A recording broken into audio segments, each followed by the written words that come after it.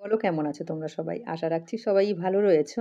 তো আগের দিন তোমাদেরকে একটা ভিডিওতে আমি দেখিয়েছিলাম যে একটা এয়ার ফ্রায়ারের এবং সেখানে কয়েকটা আলু ভাজা করে দেখেছিলাম। সেটা অবশ্য ১ম ছিল আর আজকে আমার ২য় ভাজা এটা।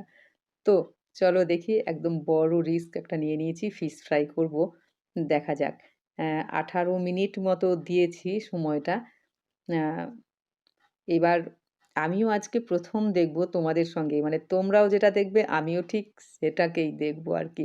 যে মাছটা আদৌ ঠিকঠাক এখানে ভাজা হবে কিনা। আমি একটুখানি এক্সাইটেড রয়েছি।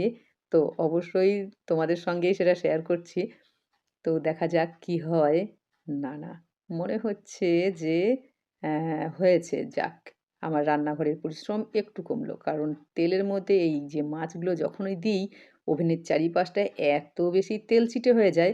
যাই হোক, ভালো কিন্তু লাগছে। তাই না? দেখা হচ্ছে পরের ভিডিওতে।